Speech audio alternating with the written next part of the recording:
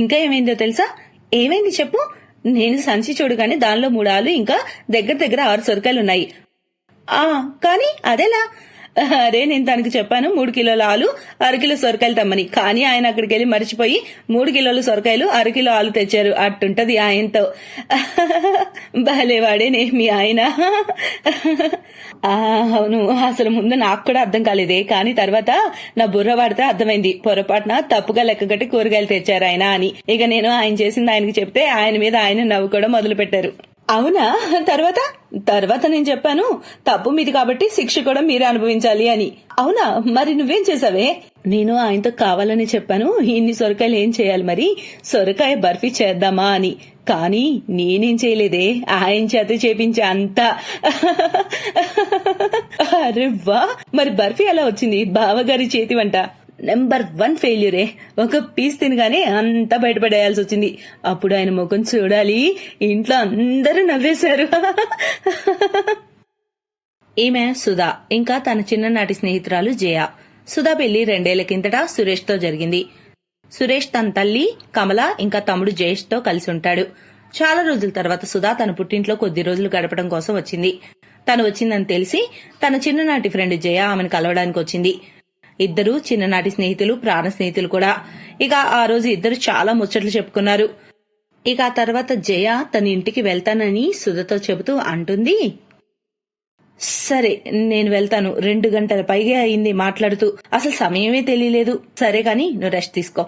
అరే ఆగు, ఏమైంది? నిన్ను చూసిన ఆనందంలో నీ గిఫ్ట్ ఇవ్వడం మర్చిపోయా. గిఫ్టా? ఎందుకు? ఏ సందర్భంగా? అలాంటిదేం లేదు. నేను సురేష్ కి నీ గురించి చెప్పాను, తను చెప్పాడు నాతో నీ గిఫ్ట్ తీసుకెళ్లమని. అంతే, నేను తెచ్చేశాను. ఇదిగో చూడు ఎలా ఉంది. వావ్, ఎంత బాగుందంటే ఇది. Ear rings super. ప్రామిస్, నీపై నాకు జలస్ వేస్తుంది. జలసా? కానీ ఎందుకే? ఎంత ప్రేమించే భర్త దొరికాడే నీకు, ఎంత కేరింగ్. నా పెళ్లి మీ ఆయనతో అయి ఉంటే బాగుండేది. ఏయ్ పోబా నోర్మై. అయినా నీకు ఒక దారుంది. ఏంటి చెప్తున్నావు? అరే నేను నా మరిది గురించి చెప్తున్నాను. జయేష్ అచ్చం తన అన్నకు డూప్లికేట్ కాపీ. నీకు ఏకదం పర్ఫెక్ట్. చెప్పు, చేసుకుంటావా? మాట్లాడమంటావా? పోవే, ఏదో అంటుంటావు. జయ సిగ్గుపడుతూ వెళ్లిపోతుంది. సుధా 1 వారం గడపడం కోసం పుట్టింటికి వస్తుంది. జయ రోజు తన్ను కలుస్తూ ఉంటుంది. ఇక సుధా అత్తారింటికి తిరిగి వెళ్లవలసిన సమయం వచ్చింది. అరే యార్, నువ్వు వెళ్ళిపోతున్నావు. మనం ఎంత సరదాగా గడిపాం ఈ 6 రోజులు. జయ, నీతో 6 రోజులు ఎలా గడిచాయో కూడా తెలియలేదు. షాపింగ్ చేయడం, పానీపూరి తినడం, నిజంగా మన బాల్యం గుర్తొచ్చింది యార్. నాకు నువ్వు బాగా గుర్తొస్తావు, చాలా గుర్తొస్తావు. నాకు కూడా. సరే, ఇంతకీ దాని గురించి ఏం ఆలోచించావు? దేని గురించి? వస్తే పిచ్చి, పెళ్లి చేసుకుంటావుగా ఎప్పుడోకప్పుడు, అదేదో మా ఇంటికి వచ్చే కలుసుందా అని చక్క. నిజంగా అన్నావా ఆ రోజు? లేకుంటే ఏంటి, నువ్వు సరదాగా అనుకున్నావా ఏమి? లేకుంటే ఏమనుకుంటాను? చూడు జయ, నాదైతే అరేంజ్డ్ మ్యారేజ్ కాబట్టి సురేష్ గురించి నాకు పెళ్లికి ముందేం తెలీదు. కానీ నా తలరాజు చూడు, ఎంత లవింగ్ అండ్ కేరింగ్ హస్బెండో. అలాగే నన్ను నమ్ము, జయేష్ కూడా అలాగే ఉంటాడు. ఇక నేను గ్యారంటీ దానికి. ఒకవేళ నువ్వు నా తోడుకోళ్ళైతే ఆలోచించి ఎంత బాగుంటుంది. రోజు షాపింగ్లు, పానీపూరీలు ఎంజాయ్ చేయొచ్చు. ఆలోచించు. కానీ లేదు, గిని లేదు. నువ్వు నా తోడుకోళ్ళైతే జీవితాంతం కలిసి ఉండొచ్చే. మనం ఒక ఇంట్లో ఉండొచ్చు. ప్లీజ్ చెప్పు. సరే, కానీ మరి ఎలా? అంటే ఎవరు మాట్లాడతారు? ఇదంతా ఎలా చేయాలి? అరే అదంతా నేను చూసుకుంటా, నేనున్నా కదా, నువ్వు టెన్షన్ పడుకు, నేను చూసుకుంటా. అలా చెప్పి సుధా సంతోషంగా జయను హత్తుకుంటుంది. ఆ ఇద్దరు ఫ్రెండ్స్ చాలా హ్యాపీగా ఉంటారు. అక్కడ సుధా అత్తారింటికి చేరుకొని తన అత్త కమలతో జయ గురించి మాట్లాడుతుంది. ఇక కుటుంబంలోని అందరూ జయ ఇంటికి వెళ్తారు. జయేష్ కు జయ నచ్చుతుంది. ఇక వెంటనే వాళ్ళ పెళ్లి అయిపోతుంది. సుధా తోడికోడలుగా జయ అత్తారింట అడుగు పెడుతుంది. ఇప్పుడు ఇద్దరి స్నేహితుల అత్తారిల్లు ఒకటే. సుధా, ఇప్పుడు నువ్వు హ్యాపీ కదా? చూడు, నేను నీ తోడుకోడలుగా వచ్చేసాను. ఫస్ట్ నువ్వు అనడం మానేసాయి. ఇప్పుడు నేను నీ ఇంటి పెద్ద కోడల్ని, నీకంటే పెద్దదాన్ని కాబట్టి ముందు నా కాలు మొక్కి ఆశీర్వాదం తీసుకో. నువ్వేమంటున్నావు సుధా? ఏమైంది నీకు? అర్థం కాదా నీకు? నా కాళ్ళకు దండ పెట్టవు. సుధా ఈ ప్రవర్తనకు జయ షాక్ అవుతుంది. ఇక ఆమె చిన్న కోడలు, సుధా పెద్ద కోడలు అవడంతో తప్పనిసరి బాధగా కళ్ళల్లో కన్నీళ్లతో సుధా కాలు పట్టుకోవడానికి వంగగా సుధా వెంటనే తన భుజంపై చేతులు వేసి పట్టుకుంటుంది. ఓసే పిచ్చిదానా, నిన్ను ఆట పట్టించా. ఆగు, నీ సంగతి చెప్తా పెద్ద కోడలా. సుధ చేసిన ప్రాంక్ కి జయ కాసేపు కంగారు పడింది. ఇక కోపంతో ఆమె జయను కొట్టడానికి పరిగెత్తుతుంది. సుధ కూడా ఇల్లంతా పరిగెడుతుంది. జయ సుధను పట్టేసుకుంటుంది. ఇక ఇద్దరు సంతోషంగా ఒకరినొకరు హత్తుకుంటారు. ఎందుకంటే వాళ్ళు జీవితం అంతా కలిసి ఉండబోతున్నారు అనే ఆనందంలో ఇప్పుడున్నారు. ఇక వాళ్ళిద్దరూ ప్రతి సమయం కలిసిమెలిసి ఉంటున్నారు, కలిసి పనిచేసుకుంటున్నారు, కబుర్లు చెప్పుకుంటూ ఉంటున్నారు. కానీ కొన్ని రోజుల తర్వాత ఇంటి కాలింగ్ బెల్ మోగింది. ఆ ఇద్దరి ఫ్రెండ్స్ కి అది డేంజర్ బెల్ లాంటిది. ఎవరది? సుధా, చూడు కొంచెం. నేనేమ్మా? ఇంటి మెయిన్ గేట్ బయట నందిని ఉంటుంది. ఆమె సురేష్ జయేష్ ల అక్క. ఆమె తనతో పెద్ద సూట్ కేసు పట్టుకొచ్చింది. ఆమె కళ్ళల్లో కోపం అయితే క్లియర్ గా కనిపిస్తుంది. ఇంకా, అరే నందిని, ఇలా సడన్ గా అల్లుడుగారేరమ్మా? ఆయన రాలేదు, రాడు కూడా. నేను ఇల్లు వదిలొచ్చేసానమ్మా. అలా చెబుతూ నందిని వాళ్ళ అమ్మని పట్టుకొని ఇంకా గట్టిగా ఏడుస్తుంది. తను చిటికలో జరిగిందంతా వాళ్ళ అమ్మకు చెబుతుంది. ఓ బాధపడుకు, నీకు నచ్చిన నాళ్ళు ఇక్కడే ఉండమ్మా. కమల మాట విని జయ సుధా ఒకరినొకరు చూసుకుంటారు. రాత్రి వంటగదిలో, ఏయ్ సుధా, విను, ఆ నందిని వదిన ఎందుకొచ్చింది? నాకు తెలీదు యార్. సరే, తన స్వభావం ఎలాంటిది? పర్లేదు కానీ మాట్లాడదు ఎక్కువ. తన పెళ్లి ఎప్పుడో అయింది కదా, సో నాకు పెద్దగా తెలీదు. యార్, నాకు టెన్షన్ గా ఉంది. ఏ విషయం గురించి? అరే యార్, ఇప్పటి వరకు మనం చాలా ఎంజాయ్ చేసాం, మస్తీ చేసాం. అత్తయ్యకి మనతో ప్రాబ్లం లేదు, కానీ వదిన చూస్తుంటే ఏదోలా ఉంది, ఏదో టైప్ గా అనిపిస్తుంది. అనవసరంగా ఆలోచించుకో, పని చూసుకో. జయ భయం కరెక్టే. నందినికి నవ్వుతూ సరదాగా ఉండడం అంటే నచ్చదు. అందుకే జయ సుధా కూడా కాస్త సైలెంట్ గా ఉంటున్నారు. అలా ఒకరోజు భోజన సమయాన, అరే జయ, ఈ పప్పు నువ్వే చేసావు కదా? అత్తయ్య, నేనే చేశాను. ఒకసారి చెక్ చేసి చూడు, ఎంత ఉప్పు ఎక్కువైందో. మస్తీ సరే కానీ కాస్త పనిపై కూడా మీ ధ్యాసలు పెట్టండమ్మా. అలాగే అత్తయ్య. కమల కోపంగా డైనింగ్ టేబుల్ నుంచి వెళ్లిపోతుంది. తర్వాత నందిని కూడా వెళ్లిపోతుంది. ఇది చూసి జయ సుధా కంగారు పడతారు. అరే యార్, నువ్వు చూసుకోవాలి కదా, నేను చెప్పాను కదా పప్పులో ఉప్పు వేయమని, కొంచెమే వేయమని. నువ్వేమో ఎక్కువ వేసేసావు. అనవసరంగా అత్తయ్య చేత తిట్లు తినాల్సి వచ్చింది. నీపై ప్రామిస్ చేయా, నేను సరిగ్గానే వేశాను, కానీ ఇలా ఉప్పెలా ఎక్కువైందో అర్థం కావడం లేదు. వదిలేసుదా, ఒక పని చెప్పా, అది సరిగ్గా చేయడం చాలకల. అది చెప్పి కోపంగా జయ వెళ్లిపోతుంది. తర్వాత సుధా తనకు ఎంత నచ్చ చెప్పినా కూడా ఆమె ఒప్పుకోదు. కొద్ది రోజుల తర్వాత, జయ ఏం చేస్తున్నావు? బట్టలు ఉతుకుతున్నాయి, చెప్పు. యార్, నా చీర ఉతుకువా కొద్దిగా ప్లీజ్. సరే ఇవ్వు, ఉతుకుతా. జయ ఆ చీర తీసుకుంటుంది. ఆ బట్టలు ఉతికి జయ డాబా పైకి వెళ్తుంది. అక్కడ బట్టలు ఆరేస్తుంది. కొద్దిసేపటి తర్వాత సుధా తన చీర తీసుకోవడానికి డాబా పైకి వెళ్లి చూడగా తన చీర అంతకంటే ముందు కన్నా 10 రెట్లు ఎక్కువ మురిగ్గా ఉంది. ఇంకా అది డాబాపై ఒక మూల పడేసింది. ఇది చూసి సుధా రెచ్చిపోయి ఫాస్ట్ గా కిందకొస్తుంది. జయ, ఓ జయ, ఒకవేళ నీకు చీర ఉతకడం ఇష్టం లేకపోతే డైరెక్ట్ గా నాకు చెప్పొచ్చు కదా, దాన్ని అలా మూలన పడేయాల్సిన అవసరం ఏంటి? చూడు, నీకు నేను ఆల్రెడీ చాలా సార్లు చెప్పాను ఆ ఉప్పు ఎక్కువ నేను వేయలేదని. కానీ నువ్వు చిన్న మాటకి ఇంత ప్రతీకారం తీర్చుకోవాలనుకుంటున్నావా?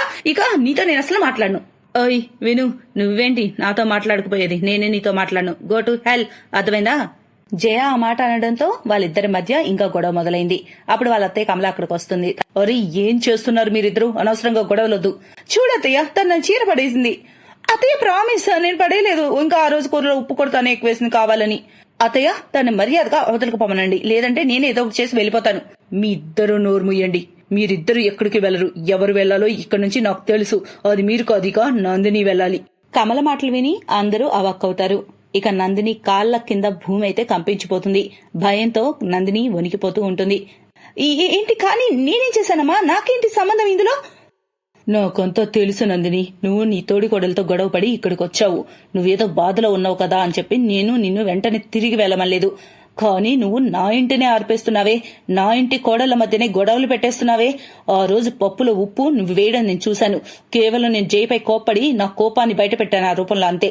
ఇక ఈ రోజు నేను స్వయంగా చూసా, నువ్వు డాబాపై వెళ్లి సుధ చీర ఎలా మురికి చేశావో ఆ మూలన పడేశావో.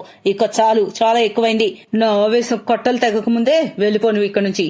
ఇక మీరు మీ ఇద్దరు బాలే స్నేహితులా? ఆ మాత్రం భరోసా లేదా ఒకరిపై ఒకరికి? ఇదేనా స్నేహం అంటే? సరే కానివ్వండి, ఇక ఒకరికొకరు క్షమాపణలు చెప్పుకోండి. నిజం తెలుసుకున్న సుధా, జయ ఒకరినొకరు హత్తుకొని ఏడుస్తారు. మరోవైపు తన బండారం బయటపడటంతో నందిని నోరు మూసుకొని సూట్ కేసు తీసుకొని బయటకు వచ్చేస్తుంది.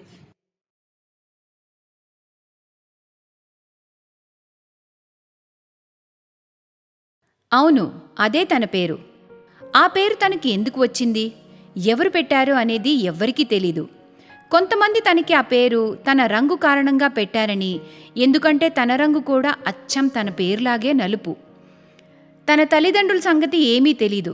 ఎందుకంటే తను చాలా కాలం క్రితం కూరగాయలమ్మే మీనాకి రాత్రి ఇంటికి వెళ్లే దారిలో ఏడుస్తూ కనపడింది. అయ్యయ్యో, ఎవరో చిన్నపిల్లల ఏడుపులా ఉంది. కానీ ఈ ఏడుపు ఎక్కడి నుండి వస్తుంది? అప్పుడే తన దృష్టి ఒక ముళ్ళ కంప మీద పడింది. అది చూసి తను వణికిపోయింది. ముళ్ళ పొదల్లో చిక్కుకున్న ఒక అమాయకపు చిన్నారిని చూసింది. తన శరీరం పూర్తిగా దెబ్బలతో, రక్తంతో ఉంది. ఓ దేవుడా, ఎవరు ఈ చిన్నారిని ఈ ముళ్ళ పొదల్లో పడేశారు? ఎవరై ఉంటారు? మీనా చాలా జాగ్రత్తగా ఆ చిన్నారిని ముళ్ళ పొదల నుండి బయటికి తీస్తుంది. ఆ క్రమంలో మీనాకి కూడా ముళ్ళు గుచ్చుకుని రక్తం కారుతూ ఉంటది. కానీ తను ఏవీ పట్టించుకోదు. చిన్నారిని బయటికి తీసింది. ఓహో, ఓ భగవంతుడా, ఎలాంటి ప్రపంచం ఇది! ఒక చిన్నారికి ఇంత అన్యాయం ఎలా చేయగలరు? అప్పుడు గాయపడిన చిన్నారిని మీనా ఆస్పత్రికి తీసుకుని వెళ్తుంది. డాక్టర్లకు కూడా ఆ పాప పరిస్థితి చూసి కళ్ళల్లో నీళ్లు తిరిగాయి. అరే, ఎక్కడ దొరికింది నీకు ఈ పాప? తన పరిస్థితి అస్సలు బాగోలేదు. ఈ పాపని వెంటనే అడ్మిట్ చేయాల్సి ఉంటుంది. డాక్టర్ల 2 రోజుల కష్టం మరియు మీనా ప్రార్థనలతో ఆ చిన్నారికి నయమవుతుంది. మీనా భర్త కొన్ని సంవత్సరాల క్రితం మరణించాడు. తనకి పిల్లలు కూడా లేరు. అందుకే తను ఆ చిన్నారిని దత్తత తీసుకుంటుంది. మీనా ప్రేమతో ఆ పాపకి చంద్రి అని పేరు పెట్టింది. కానీ జనాలు తనని కాళీ అని పిలిచేవారు. ఆ తర్వాత కాళీ అన్న పేరే ఆమెకి ఉండిపోయింది. కాళీ మీనా ఇంట్లోనే పెరుగుతుంది. కాలం మెల్లగా గడిచిపోయింది. కాళీకి ఇప్పుడు 4 సంవత్సరాలు. చంద్రి, ఓ చంద్రి! అమ్మా, నువ్వు నన్ను చంద్రి అని ఎందుకు పిలుస్తావు? అందరూ నన్ను కాళీ అని పిలుస్తుంటే నువ్వు కూడా కాళీ అనే పిలువమ్మా. నల్ల రంగు కాళీమాతకి నిదర్శనం కదా అమ్మా. సరేనమ్మా, నేను కూడా నిన్ను కాళీ అనే పిలుస్తాను. మీనా లాగానే కాళీ స్వభావం కూడా చాలా మంచిది. ఎవరైనా బాధపడితే అస్సలు తట్టుకోలేదు. అది మనుషులైనా, జంతువులైనా, పశువులైనా, పక్షులైనా. మీనా ఆరోగ్యం ఆ రోజు అస్సలు బాగోలేదు. అందుకే కాళీనే కూరగాయలు అమ్మేందుకు వెళ్తుంది. కూరగాయలమ్మా, కూరగాయలు, తాజా తాజా కూరగాయలు, పచ్చని కూరగాయలు, కాకరకాయలు, బెండకాయలు, టమాటాలు, వంకాయలు, పచ్చిమిరపకాయలు. ఉదయం నుండి తను చాలా కూరగాయలు అమ్మేస్తుంది. ఆ రోజు తను 500 రూపాయలు సంపాదిస్తుంది. తను ఆనందంగా ఇంటికి వెళ్తుంది. అప్పుడు ఒక కసాయివాడు ఒక మేకపిల్లని బలవంతంగా లాక్కుని వెళ్లడం చూస్తుంది. పాపం మేకపిల్ల ఒకటే అరుస్తూ ఉంటుంది. కాళీకి దానిపై చాలా జాలి కలుగుతుంది. అప్పుడు అతని దగ్గరికి వెళ్ళి, అన్నా, చూడండి పాపం అది నొప్పితో ఎలా విలవిల్లాడుతుందో. మీరు ఈ మేకపిల్లని లాక్కుంటూ ఎక్కడికి తీసుకువెళ్తున్నారు? ఎక్కడికి తీసుకువెళ్తున్నానా? అదేం ప్రశ్న? కసాయి వాణ్ణి చంపడానికి తీసుకుని వెళ్తున్నాను. చంపడానికా? అన్నా, వదిలిపెట్టేయండి. అరే, పిచ్చిదానివా ఏంటి? దీన్ని నేను వదిలేయాలా? దీంతోనే నా ఇల్లు గడుస్తుంది. దీని మాంసం అమ్మితేనే కదా నాకు డబ్బులు వస్తాయి. అన్నా, ఆ డబ్బులు నేనిస్తాను. ఎంత ఇవ్వాల్సి ఉంటుందన్నా? 600 రూపాయలు. మొత్తం డబ్బులు ఇచ్చి దీన్ని తీసుకువెళ్ళు. కసాయివాడు మాటలు విని కాళీ ఆలోచనలో పడుతుంది. ఎందుకంటే తన దగ్గర కేవలం 500 మాత్రమే ఉన్నాయి. అన్నా, నా దగ్గర 500 మాత్రమే ఉన్నాయి. కానీ నా దగ్గర కొన్ని కూరగాయలు మిగిలున్నాయి. మీరు వీటిని తీసుకుని ఆ మేకపిల్లను ఇచ్చేయండి. కసాయివాడు మొదట నిరాకరించాడు. కానీ కాళీ చాలా బ్రతిమలాడగా ఒప్పుకుంటాడు. కసాయివాడు ఆ డబ్బులు మరియు కూరగాయలు తీసుకుని వెళ్ళిపోతాడు. అతను వెళ్ళాక ఆ మేకపిల్ల తన అమ్మలాగా కాళీని ప్రేమగా హత్తుకుంది. మేకపిల్ల, ఆ కసాయివాడు వెళ్ళిపోయాడు. నువ్వు భయపడకు. కాళీ మేకను తీసుకుని ఇంటికి వచ్చి మీనాకి జరిగిందంతా వివరిస్తుంది. అమ్మా, నేను మంచి పని చేశాను కదా, నువ్వు కోపగించుకోవుగా? అరే, నేనెందుకు కోపగించుకుంటానమ్మా? నువ్వు చాలా మంచి పని చేశావు. ప్రాణాలు కాపాడడం కంటే పెద్ద పుణ్యం ఇంకేమీ ఉండదమ్మా. కాలం గడుస్తూ ఉంది. కాళీకి ఇప్పుడు 19 ఏళ్లు వచ్చాయి. మీనా ఎల్లప్పుడూ తన పెళ్లి గురించి చింతిస్తూ ఉండేది. కానీ తన నల్లరంగు కారణంగా ఎవ్వరూ తనని ఇష్టపడేవారు కాదు. మీ అమ్మాయి స్వభావం మంచిదే. తను వేలల్లో ఒక్కటే ఉండొచ్చని ఒప్పుకుంటాను. కానీ పెళ్లి మండపంలో అందరూ తన స్వభావాన్ని కాదు, రంగుని చూస్తారు. మాకు ఇలాంటి నల్లరంగు అమ్మాయి అస్సలే వద్దు. అందరూ నవ్వుతారు. మీనా వయసు కూడా పెరుగుతూ ఉంది. ఇంకా తల్లి భయం కూడా. ఆ చింత వలన తను చాలా అనారోగ్యం పాలైంది. తను రోజంతా కాళీ గురించే ఆలోచిస్తూ ఉండేది. అమ్మా, నువ్వు మందులేసుకో. నువ్వు మందులు వేసుకోకపోతే ఎలా తగ్గుతుందమ్మా?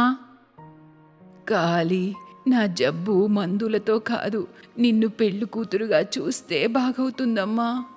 తన కూతురికి ఏం తక్కువ అనేది మీనాకి అసలు అర్థం కాదు. తను చాలా కష్టపడుతుంది. తన మనసు వెన్నలాంటిది. వేరే వాళ్ళ బాధను కూడా పట్టించుకుంటుంది. కానీ కేవలం తన రంగు వల్ల ఎవ్వరూ తనని పెళ్లి చేసుకోవడానికి ఇష్టపడరు. ఒకరోజు కాళీ కూరగాయలమ్మి ఎప్పటిలాగానే ఇంటికి తిరిగి వెళ్తూ ఉంటుంది. అప్పుడే అక్కడ ఒక బ్రిడ్జ్ మీద ఒక యువకుడు నించుని ఉండడం చూస్తుంది. అతను నదిలో దూకపోతాడు. అరే, ఈ అబ్బాయి నదిలో దూకుతున్నాడు అనుకుంటా. సార్, సార్, అలా చేయకండి సార్. కాళీ అరుస్తూ ఆ అబ్బాయి వైపు పరిగెడుతుంది. కానీ ఆలోపే అతను నదిలోకి దూకేస్తాడు. కాళీ కూడా ఆ అబ్బాయితో పాటు దూకేసి అతన్ని కాపాడి ఒడ్డుకు తీసుకొస్తుంది. కానీ ఆదిత్య అనే ఆ అబ్బాయికి తను ప్రాణాలు కాపాడడం అస్సలిష్టం లేదు. తిరిగి కోపంతో, అరే అరే, ఎందుకు నన్ను కాపాడావు? నేను చచ్చిపోదామనుకున్నాను. సార్, జీవితం ఒక్కసారే వస్తుంది, దాన్ని ఇలా ముగించకూడదు. నీకు తెలుసా, అసలు నీకు తెలుసా నేను ఎందుకు చావాలనుకున్నానో? లేదు సార్, నాకెలా తెలుస్తుంది? బిజినెస్లో నేను కోట్లు నష్టపోయాను. కోట్లు. అంత నాశనం అయిపోయింది. అయితే మీరు చనిపోతే బిజినెస్లో లాభాలు వస్తాయా? సరే సార్, మీరు చనిపోతే మీ తల్లిదండ్రుల పరిస్థితి ఏంటి? ఎప్పుడైనా ఆలోచించారా అది? అందరూ ఎంత కష్టపడి ప్రేమతో వాళ్ళ పిల్లల్ని పెంచుతారో మీకు తెలుసా? ఆదిత్య కాళీ మాటలు శ్రద్ధగా వింటూ ఉంటాడు. సార్, జీవితంలో కష్టాలు సుఖాలు వస్తూనే ఉంటాయి. ఎప్పుడైనా పడిపోతే మళ్ళీ లేవాలి. కానీ పడిపోయాక లేచే ప్రయత్నం చేయకపోతే జీవితంలో మజా ఎలా వస్తుంది మరి? మీకు తెలుసా, నా చిన్నప్పుడు నేను మా అమ్మకి ముళ్ళ పొదల్లో దొరికాను.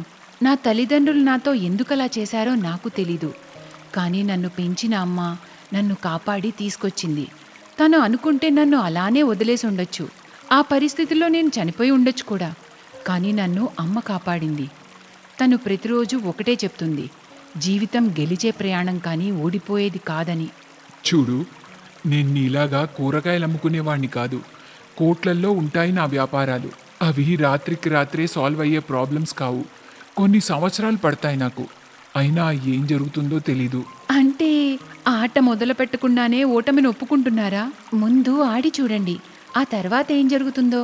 కాళీ మాటలు ఆదిత్యపై మ్యాజిక్లా పనిచేస్తాయి. అతను ఇంటికి తిరిగి వెళ్ళి అతను శ్రద్ధగా తన బిజినెస్ని సరిచేయడానికి ప్రయత్నిస్తాడు. అతనికి మెల్లమెల్లగా ఎక్కడ తప్పు జరుగుతుందో అర్థమవుతుంది. ఇంకా నమ్మండి, 6 నెలల్లోనే అతను మళ్ళీ అతని వ్యాపారాన్ని సరిచేసి నిలబెడతాడు. అంతేకాదు, అతను కాళీ అనే పేరుతో ఒక బట్టల బ్రాండ్ లాంచ్ చేస్తాడు. ఆదిత్య సార్, ఎవరిని చూసినా మన బ్రాండ్ గురించే మాట్లాడుకుంటున్నారు. ప్రతి స్టేట్లో మన బ్రాండ్ అవుట్లెట్స్ని ఓపెన్ చేద్దాం అనుకుంటున్నారు. ఇది ఒక అద్భుతం సార్. Congrats sir. తన మేనేజర్ మాటలు విని ఆదిత్య చాలా ఆనందిస్తాడు. అతను కాళీ అన్న ఒక్కొక్క మాట గుర్తు చేసుకుంటూ ఉంటాడు. అంటే ఆట మొదలు పెట్టకుండానే ఓటమిని ఒప్పుకుంటున్నారా? ముందు ఆడి చూడండి, ఆ తర్వాత ఏం జరుగుతుందో. ఆదిత్య ఇవాళ బ్రతికున్నాడంటే అది కాళీ వల్లనే. ఇంత సంపాదించడం కూడా తన వల్లనే. అతను కాళీని వెతకడం మొదలు పెడతాడు. వెతుకుతూ వెతుకుతూ తన ఇంటి వరకు చేరుకుంటాడు. ఆ సమయంలో కాళీ తన తల్లితో మాట్లాడుతూ ఉంది. ప్రతిరోజులాగానే వాళ్ళ అమ్మ తన పెళ్లి గురించే మాట్లాడుతూ ఉంటుంది. ఆదిత్య అంతా వింటాడు. కాళీ, అరే సార్, మీరు మా ఇంటికి? మా ఇల్లు మీకెలా తెలుసు? మనసు పెట్టి చేస్తే అసంభవం ఏదీ ఉండదు. మీ బిజినెస్ ఎలా నడుస్తుంది సార్? చాలా బాగా నడుస్తుంది. చాలా చాలా బాగా. ఇంత బాగా నా బిజినెస్ మునుపెన్నడూ జరగలేదు. ఇదంతా నీ వల్లనే కాళీ. నా వల్ల? ఏంటి సార్, నేనేం చేశాను? నువ్వు మాయ చేశావు. మాయ. నువ్వు నా ప్రాణం కాపాడి చాలా పెద్ద సహాయం చేశావు. నువ్వు నాకు ఇంకొక సహాయం చేయగలవా కాళీ? చెప్పండి సార్, ఏం చేయాలి? కాళీ అన్నీ చేయగలదు. కాళీ, నువ్వు నన్ను పెళ్లి చేసుకుంటావా? ఆదిత్య మాటలు విని కాళీ సిగ్గుపడుతుంది. కాళీ తల్లి మీనా ఇదంతా నమ్మలేకపోతుంది. కాళీ కోసం ఇంత మంచి సంబంధం ఇలా వస్తుందని మీనా అస్సలు అనుకోలేదు. కొద్ది రోజుల తర్వాత ఆదిత్య మరియు కాళీ పెళ్లి జరిగే రోజొస్తుంది. మీనా తన కూతుర్ని పెళ్లి కూతురుగా చూసి చాలా ఆనందించింది. ఆ రోజు తన కన్న కలలు నిజమవుతాయి. ఆ తర్వాత అందరూ చాలా సంతోషంగా ఉంటారు. Thanks for watching.